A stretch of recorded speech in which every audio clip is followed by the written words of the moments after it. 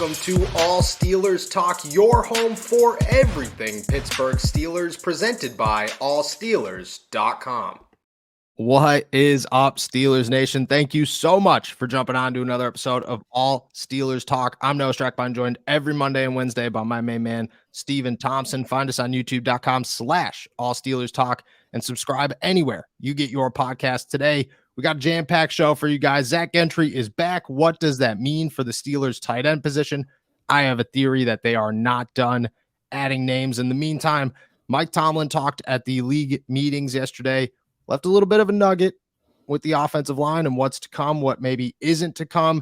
Steelers still have plenty of free agents that are still on the open market. Can anyone else return? And on top of that, the win over-under is now out. And once again, everybody has an opportunity to make a boatload of money because that's what we love to do here at All Steelers Talk. It is a beautiful day in the Burgh. It's been a beautiful weekend here in the Burgh. How you feeling, my friend? Feel good. Yeah, that nice weather certainly didn't hurt. I'm sitting in this is a big weekend for me. Got a new chair, new desk chair. Finally brought it up to my, you might have heard on previous episodes, my very squeaky office chair every time I lean back. But none of that anymore. So yeah, I'm comfy. I'm ready to go. Feeling good. That's huge. That is huge. I will not lie. I like the squeak, like it was a little humbling, like, yeah. Anytime I like accidentally smacked my mic or something, I was just like, well, this is what we are. We're just out here making noises. I like it, but congratulations.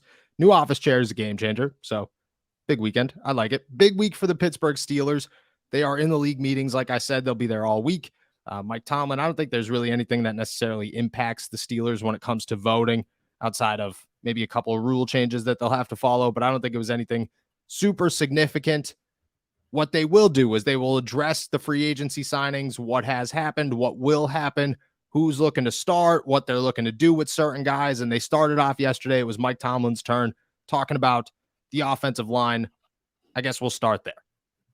Tomlin comes out, says that the reason that they signed Siumalu and Nate Herbig is not to replace Kevin Dotson, at least not right now. It is to add depth that they believe is starter quality, because last year all starters played all 17 games and they do not expect that to continue for 2 years now. I think the big question here, Tomlin said that they'll open it up to competition in the summer. They'll pick their best 5. I think everybody's mindset was, well, Isaac Siumalu is clearly in that top 5. It's more of, is Nate Herbig or is Kevin Dotson also in that top 5? Do you look at Tomlin's words and say, oh, yeah, well, that's believable, they will let everybody compete? Or do you look at Tomlin's words and say, yeah, okay, you signed a 30-year-old veteran who is the biggest offensive lineman in free agency still to come in here and compete for a starting job? I don't think so. Yeah, I mean, look, they can all compete, but I think we know who's going to win that competition. I think that's the way I look at it. Mike Tomlin's not the type to hand anything to anyone, but yeah, there's like you said, there's a reason you signed one of the best offensive linemen available on the market. I don't know. You wouldn't have pursued that guy if Kevin Dotson was a slam dunk starter, and you could have gotten different depth for cheaper. You got a starter quality player and like we said, one of the best offensive linemen in the league. Like, this is not,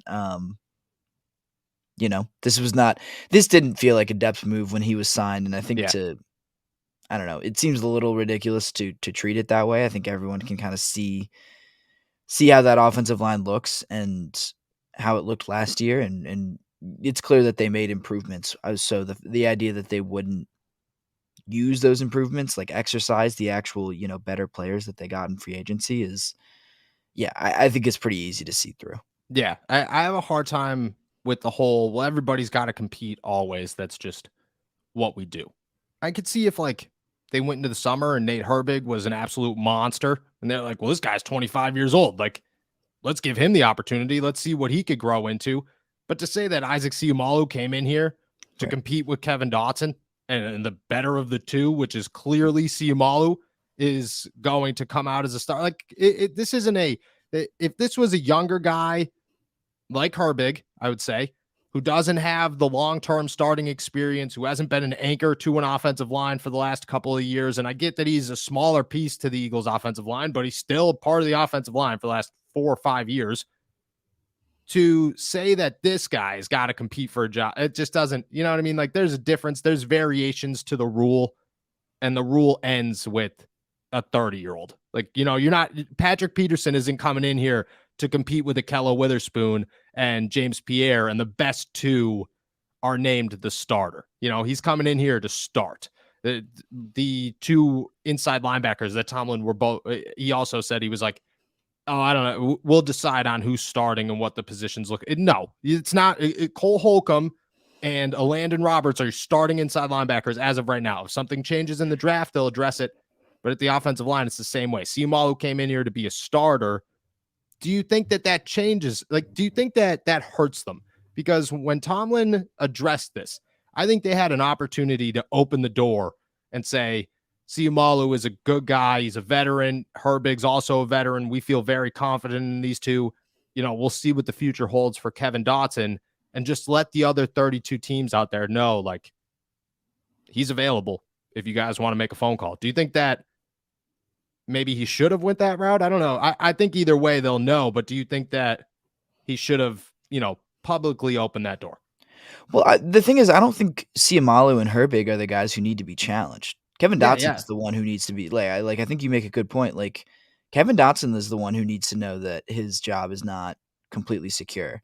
Like, I don't know why they're not bending over backwards, but going out of their way to say Kevin Dotson has as equal an opportunity to start as these other guys. Like that, I don't know. Of all the guys on this offensive line, it feels like they are deferring to Dotson into a unit that needed help. The returners on a unit that needed help, instead of saying, we made these moves for a reason. This unit needed help and we got it help, and we're going to use that help. It's just weird to use this tactic, but to use it, I think they're using it on the wrong people, quite honestly, if that makes any sense. Yeah, there's no reason to put it on a guy who's, it's not, Isaac Siumalu doesn't have to come in here and prove that he's a starter quality player in the NFL. Right, you wouldn't have signed him if that was the case. Yeah, exactly. You're not giving him a 3-year, $18 million deal or whatever. If you're like, oh, well, maybe this guy starts. Sure. Yeah. No, you signed him to be a starter. That's what you did. You brought him in here. Andy Weidel has experience, but there's nobody in the locker room right now that you could sit down and say, this guy isn't the starting left guard.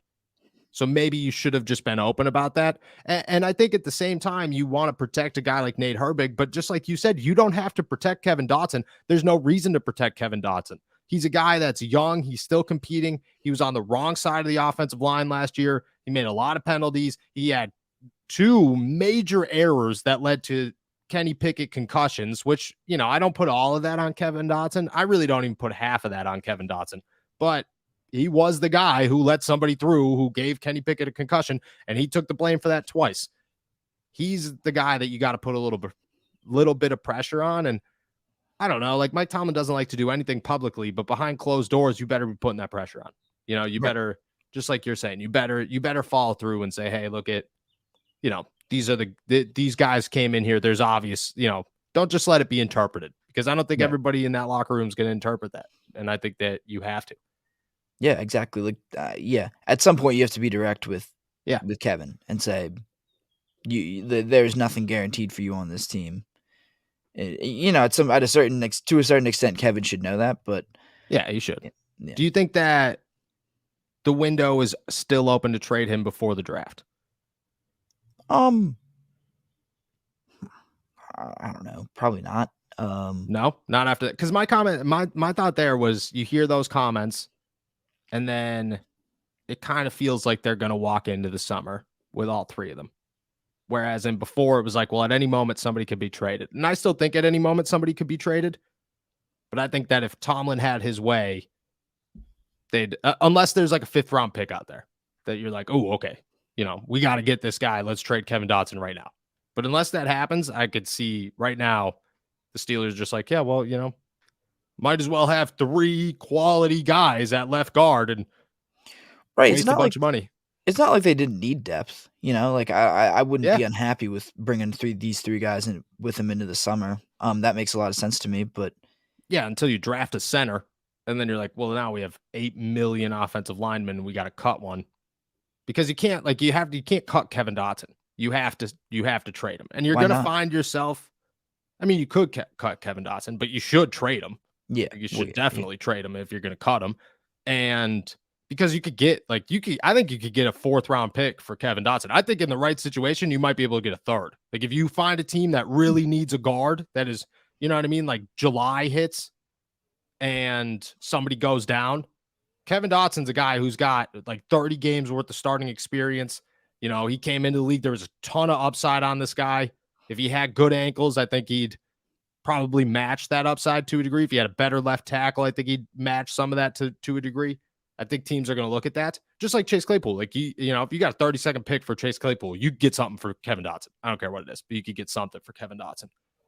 But I think that you hit a point in the summer where you push it too far and you find yourself in a Mason Rudolph situation where there's just no room for him. Like nobody wants him. Nobody cares. All the positions are filled. Nobody's going after Kevin Dotson. And I think you're playing a dangerous game the longer you wait to trade him. Yeah, because like you know, there is something to once bodies start flying and practices in the summer and into the fall, his value kind of goes up. Yep. You know, but that's only if he can stay healthy, which is not something he's proven he's very capable of. So you're just gambling on whether the longer you hold on to him, the more you are gambling on him staying healthier longer than however many other starting guards in the NFL. Exactly. You are, I mean, you're taking a risk. He's a guy that's a risk that you could get a reward for right now. And I just don't think that's the Steelers' mindset. And I think it'd come back to hurt them. All right, let's stay on the offense. Let's talk tight ends. Zach Gentry came back to the Steelers over the weekend. A non-surprising signing.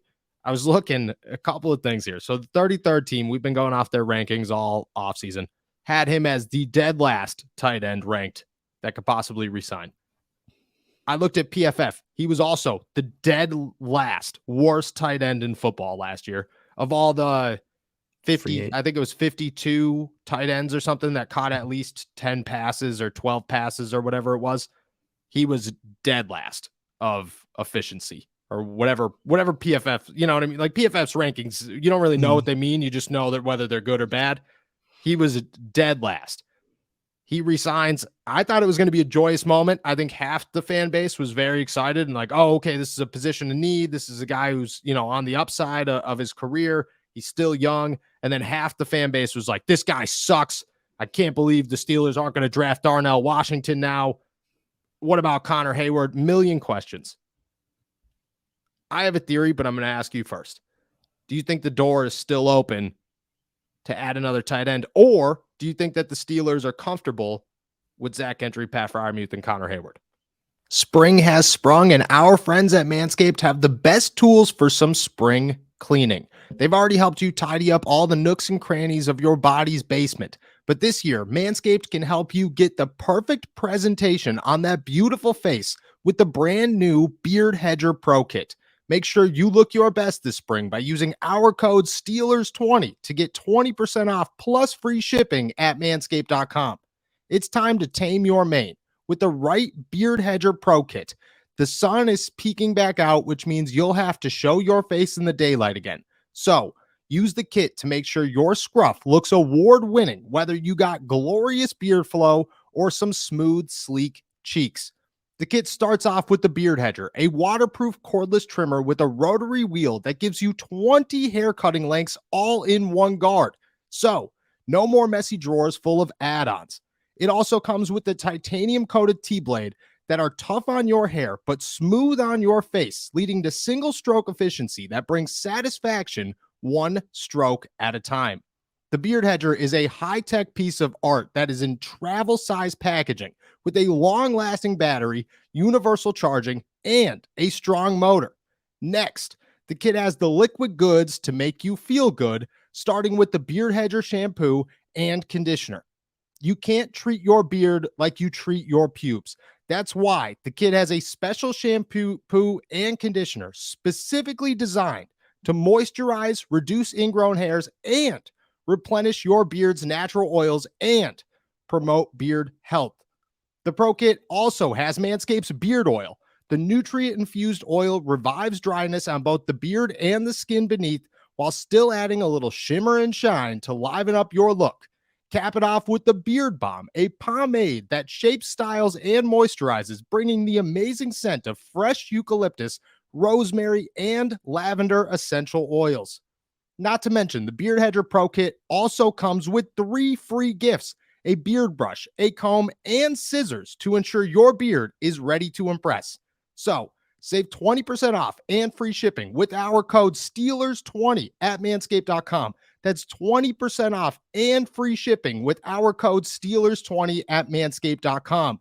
Focus on the face and use Beard Hedger Pro Kit for the cleanest look in the game.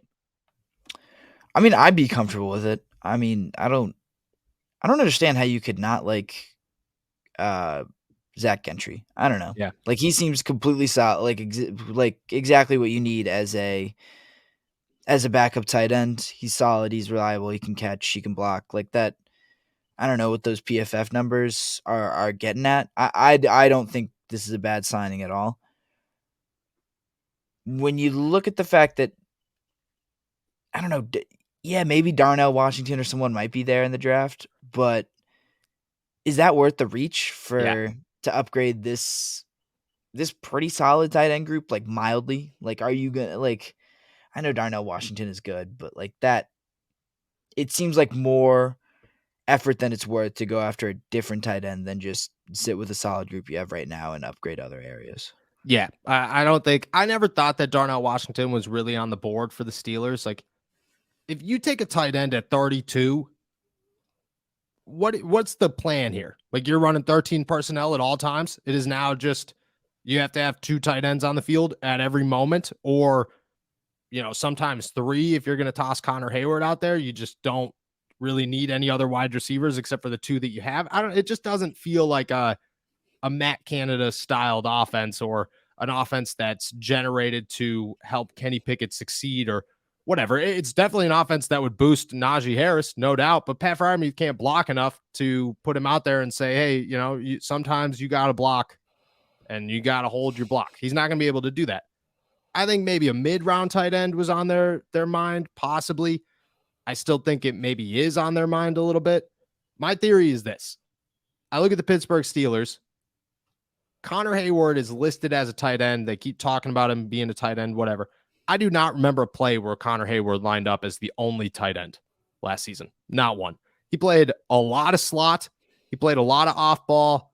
He played a lot of, I guess, halfback in that weird fullback off behind the tight end position.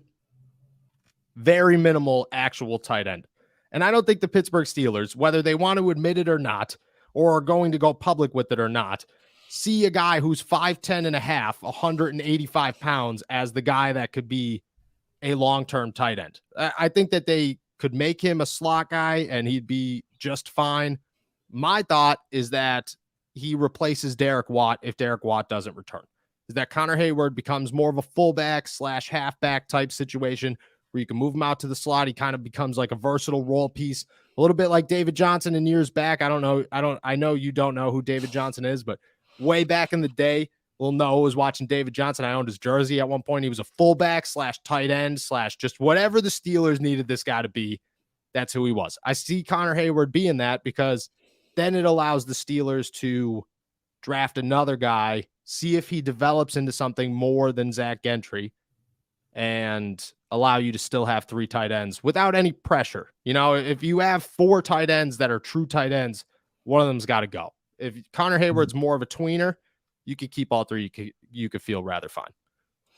Yeah, I don't hate that. I like finding a place for Connor Hayward. I don't think it's a fullback.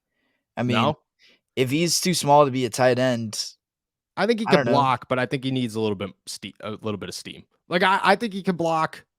I think he'd be able to block like a Miles Jack, or like an Anthony Walker who plays for the Browns, but I don't think he'd be able to block a Myles Garrett. Like, if you put him on the edge and TJ Watt is face to face with him, TJ Watt's going to win that battle. But if he gets a little bit of steam, I think he could block somebody. I think he'd be tough. And the Steelers don't use their fullback as a fullback anyways. Derek Watt doesn't block. So what? He's just going to become more like a pass catcher. just like a running back who. Yeah. Okay. Yeah. I don't hate that. Yeah, I guess I don't hate that, but I also think putting I guess fullback would create kind of those matchups on a linebacker where Connor could use his agility or his speed to catch some passes. That's the thing. I just wouldn't want to take Connor out of the pass game because I think No, he you has a gotta line him future up in there. a slot. Yeah. Yeah. Yeah, I just worry about that. I'm not entirely convinced on the blocking thing. I just think I don't know. I guess I see it. Do you see the issue being you don't think he could lead Najee through a hole, or you're just worried that it eliminates him from the slot? Because I still think that they use him in the passing game quite a bit, both out of the backfield and the way he played last year, which is like lining up, pretty much at wide receiver. But I just think that his like primary position, like what he's listed at, would be more of like a tight end. It would be if I saw it, if I could see it on the roster right now, it would just be tight end / H back. Mm-hmm. That would make sense, and I guess I think they're going to keep him either way. Yeah. Whether or not they draft another tight end, I think they will kind of see who's available and react to it. And I think that's a good thing. That's the good thing for Connor is that he can kind of be whatever they need him to right now. Yeah. My concern is more the leading Najee through a hole, that type of thing. Yeah. I think there is room for a Derek Watt type player, and if Connor's going to be his replacement, he's got to be both a great, slot receiver, pass catcher, spot tight end, and this blocking halfback that can also, come out of the backfield and catch passes. That I think he's a versatile player. I don't know. That seems just like a lot to put on Connor. And it feels like you're trusting. It is. It feels like you're trusting a lot into a guy that hasn't proven a whole lot. Not to say that he can't be a good player, but you're trusting a lot in a guy who hasn't proven a lot. But he's a Hayward. So he's got the name. He's got the name. I do. I agree with that one. I think you are putting a lot on a guy's plate.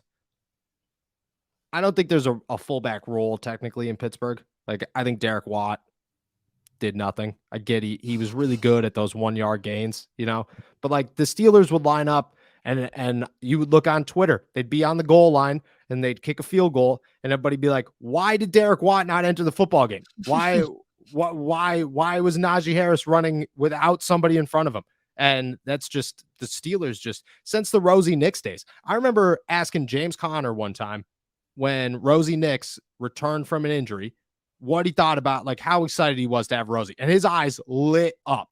I guarantee you, if you ask Najee right now if he'd rather a fullback, he'd be like, well, we don't use fullbacks. So I don't, Matt Canada removed the fullback from our offense, actually. Which is crazy because he used to love his fullbacks. Like, he used to love using those guys. He used to love scoring a boatload of points, but that's true. Just doesn't enjoy doing that. Not in the NFL, at least. I don't know. But Mike Tomlin also went out. For anybody who wants to go check all that out, I would do a quick Google. Mike Tomlin talking about Matt Canada, whatever. He was all about him. He was all about it. Mike Tomlin had great things to say about why they kept Canada, but somebody asked, I want to say it was Chris Halleck, asked why they chose to stick with him, and he was just like, I have nothing to add outside of Art Rooney. And I was like, what does that even mean? Like, could you imagine being Matt Canada sitting around and just being like, nobody in this football team has faith in me whatsoever? It's a very loving relationship that I have with the Pittsburgh Steelers. It's got to be bad. It's got to for him, like, we're getting off topic a little bit, but it's got to be kind of miserable just walking into work every day. That's what I'm saying. Like, you don't live here. His family doesn't live here. Like, he has to go home. The life of an offensive coordinator is brutal as it is. Like, I remember Randy Fichtner telling me one time that he was, eating Thanksgiving dinner by himself in a hotel room. And I was like, that's like, you could come to my house, man. Like, it's just me, but you could come over here.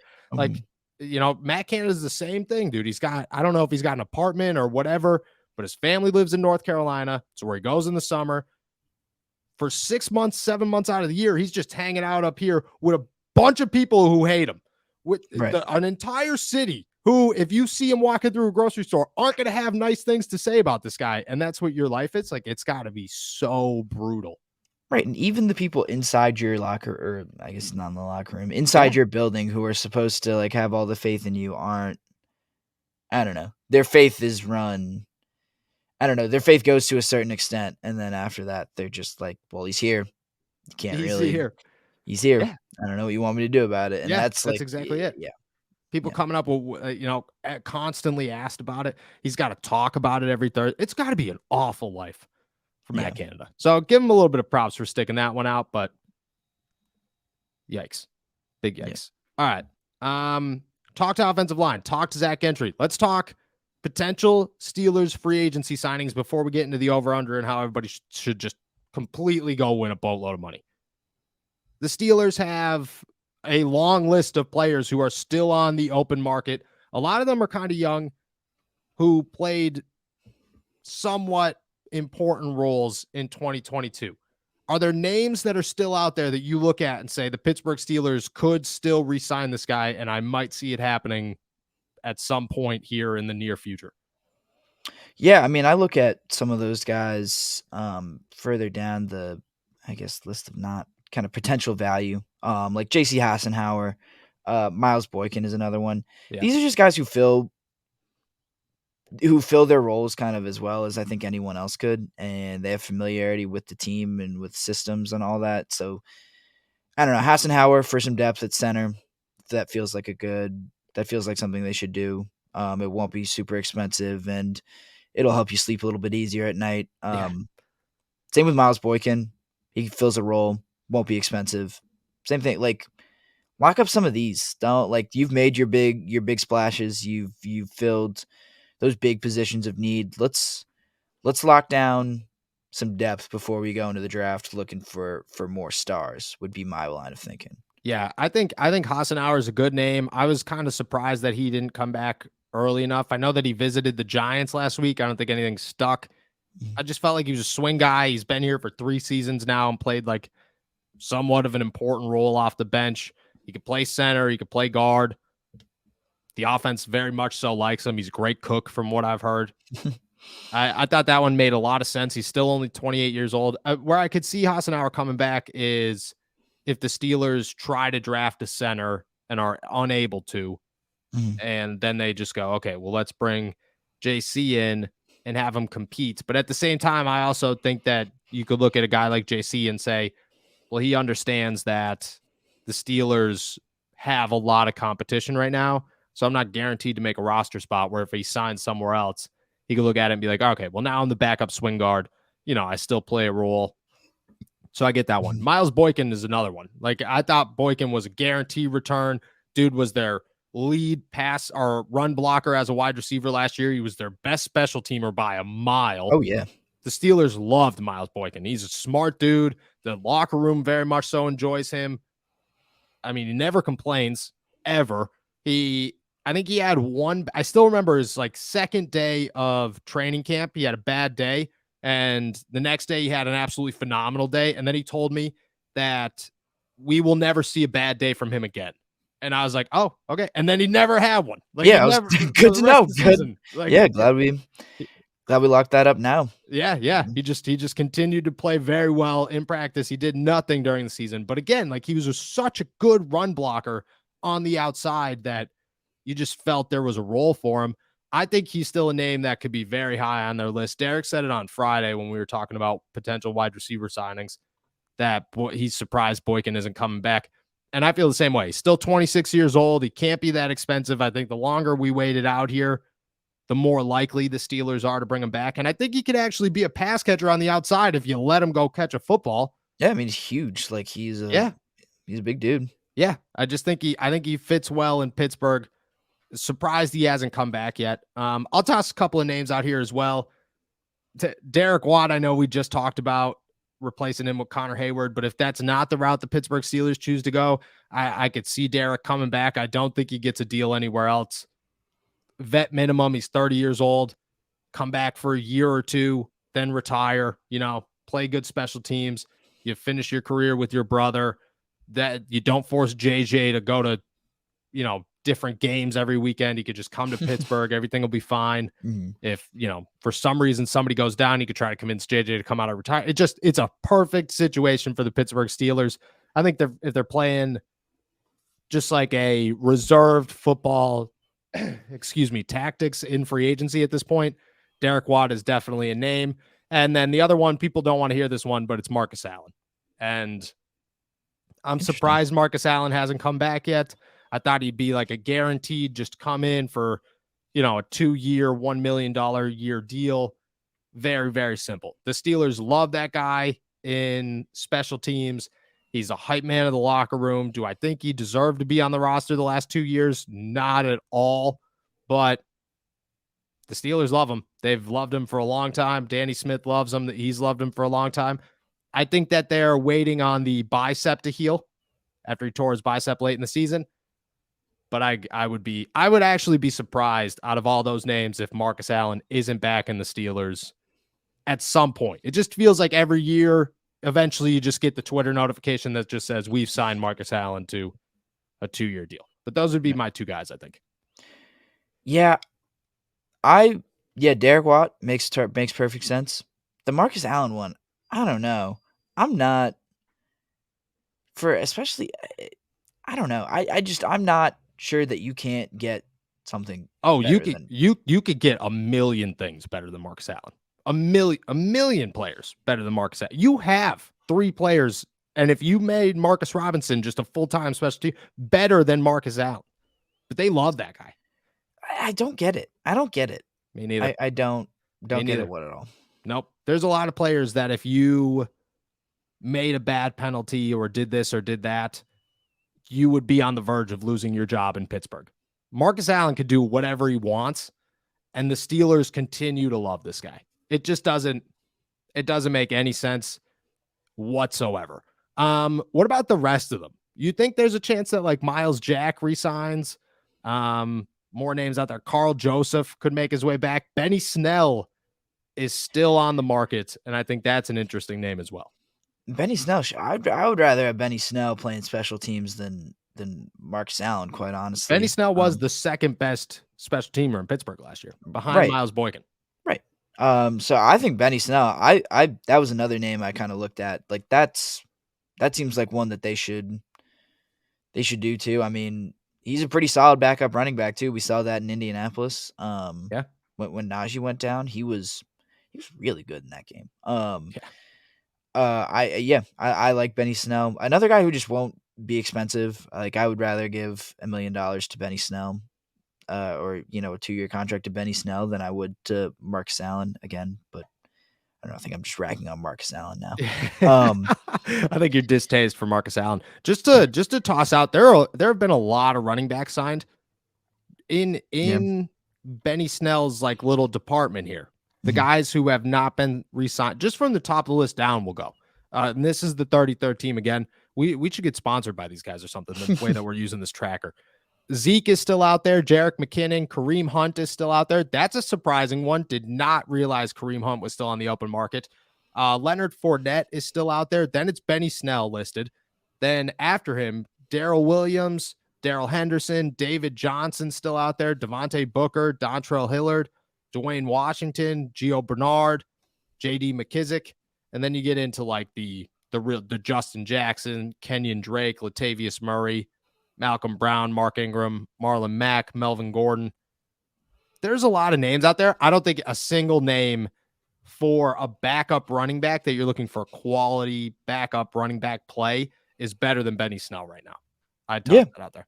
Yeah, absolutely. Like there are a lot of guys who I think might be starters, but there are not a ton of guys that I'm like, wow, this guy's obviously better or more valuable to any given NFL franchise than Benny Snell would be. Nope, I agree. Outside of Zeke, McKinnon, I think could be very valuable, but I think he's a starter somewhere. Kareem Hunt's a starter somewhere. Leonard Fournette's washed. Outside of that, it's Benny. It's Benny. And I think I'm just surprised. Like I thought Benny would have a backup role somewhere. He'd be like an early signing, get another opportunity. He's 25 years old. Like the guy's young. Let him. He's got almost no tread on his tires. Like let him run the football. Let him do his thing. But I agree. I think that if he does come back, I'll kind of feel bad for him because I'd like to see him get an opportunity somewhere. One last name that I'm going to toss out there that I think the Steelers will re-sign, but very late, is Carlins Patel out of South Carolina. He's a corner. There's a reason that they let him stick around all year on IR last year. They're just, they saw something in him. They liked him in training camp. I think he comes back for a second training camp. I don't know if he makes the team, but I do think that at some point we get the news that he comes back in here. All right. Last thing I want to talk about, Pittsburgh Steelers win over under. Our odds, whatever you want to call them, are now out. For the second year in a row, the Pittsburgh Steelers are riding that, winning team borderline. DraftKings is the only place that I've seen that has released them so far. I've been looking everywhere. I don't have a DraftKings account, but I'm going to make one because FanDuel just doesn't want to release these things. They released them for like the Jets, but not the Pittsburgh Steelers, which didn't make any sense for me. The Jets, you don't know anything about right now. The Pittsburgh Steelers, you know everything about right now. So why are you waiting on other teams? 8.5 is the number. 8.5. Last year, I think it was 7.5. This year, it's 8.5. It's been 16 years. Just to remind everybody, it's been 16 years. A terrible offensive coordinator, an old quarterback transitioned into a rookie quarterback who got subbed in at halftime of a Jets game after the starting quarterback got punched in the face by his wide receiver, and his offensive coordinator got chokeslammed by his right tackle. Winning record, 9-8. Has never had a losing season. 8.5. I mean, let's start here. Do you bet the over or do you bet the under? I'd bet the over. I took a quick, scroll through their opponents for next year, and there's some big names but there's some big names that they play against. There's always Rams, Patriots, Raiders, Packers, Seahawks. Like, there are some tough games. 49ers. The Steelers got better. They got a lot better from a team that won 9 games last year. And had the hardest record in the NFL. Or the hardest schedule in the NFL. Yeah. So I don't think there's any reason to expect anything other than a step forward from, it was 9 wins last year, right? Yep, 9-8. Yeah, and 8.5 is literally you're betting on a winning season versus a losing season. I'm going to take my chances on a winning season again. Yeah. It's been 16 years. And I don't even know. I got something in my throat. I don't even know if that is the exact number, but I know it's been at least 15 years. Let's see. Winning seasons.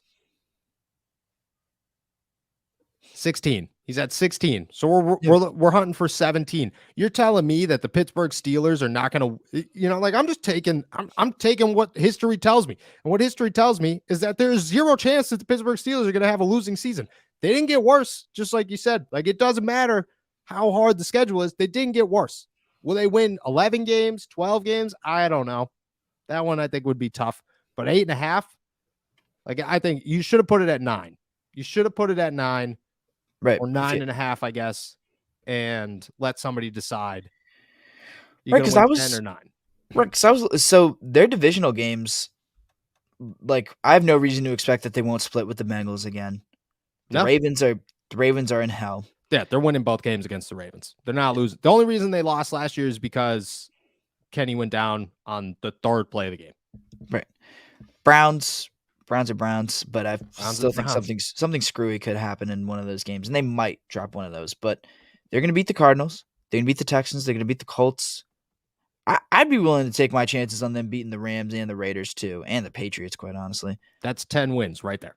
And they play the yeah. That's 10 right there. It's 10 right there. It's so easy. It's the easiest bet ever. Yeah. You just gotta hope it stays there for. I know. I'm waiting for FanSided. I have all my winnings from March Madness, which is not much, but I called it quits before I really got bad, and I'm just waiting every day so that whole thing, everything I got over easy. I think the real question is, do you think that if you had to bet on it, do you think the Steelers make the playoffs this year? Are the Steelers a playoff team? Because I know at some places you could bet that. That's the bigger question. I don't care about a winning record. They're going to get a winning record. Are they a playoff team or a playoff caliber team? Well, you think about the teams that were ahead of them this year that made the playoffs. So the Titans, right? The Jacksonville Jaguars won that division. The Ravens made as a wild card. Yeah, they're not doing that again. No. The Chargers made it as a wild card. Okay. And that's it, right? No, there's one more wild card team. Yeah, no, the Jets didn't make the Dolphins. Yeah, the Dolphins. The Dolphins.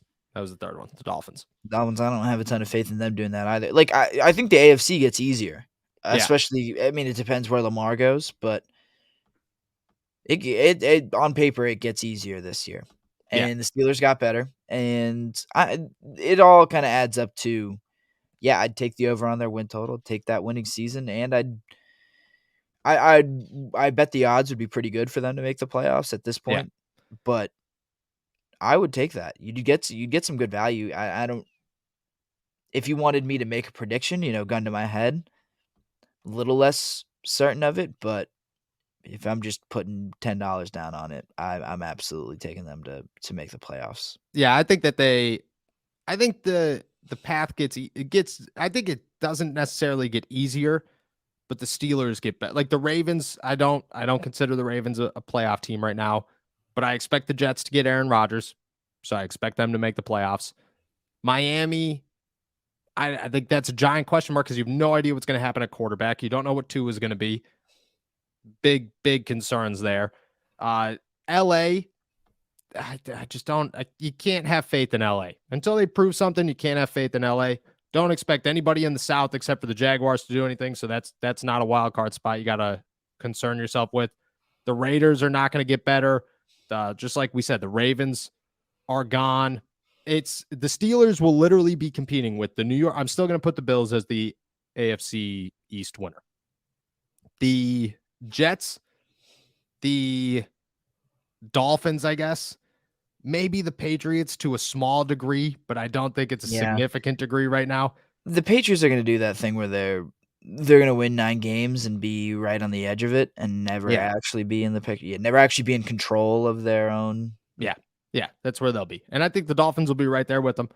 And the Chargers. And I think that the Steelers could outman a lot of those teams. Like, I think they could just squeeze through with one extra win, especially the Jets are going to, and the Dolphins and the Patriots. That's a tough schedule. That is 6 games where you have to play some of the hardest teams in the league. Right. I mean, that's not going to be easy. It's just not. And look, I mean, if Kenny Pickett doesn't turn the ball over, twice in the red zone last year against the Dolphins, they're in the playoffs. Right. Yep. They win that game and they're in the playoffs. Yep. Mitch Trubisky doesn't have to come in against Baltimore. They're in the playoffs. Like there's a million ways that the Pittsburgh Steelers squeeze in last year. This year, just like you said, they're going to be so much better that it's hard to disagree with them not being a playoff team, which I think a lot of it starts and ends with themselves. But I think Lamar Jackson's future plays a big role into this one.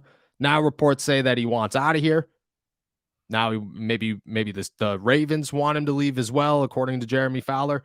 I just, you don't see that one becoming a happy ending, and I think Baltimore is in a lot of trouble. Didn't the Ravens sign somebody recently? Didn't they? A wide receiver, or they were in the mix for a wide receiver? DeAndre Hopkins. They're one of the 5 teams listed for DeAndre Hopkins. Who are the other 4? The Patriots, the Bills. Oh, I don't remember the third team. The Chiefs and the Chiefs. Oh, yeah, of course.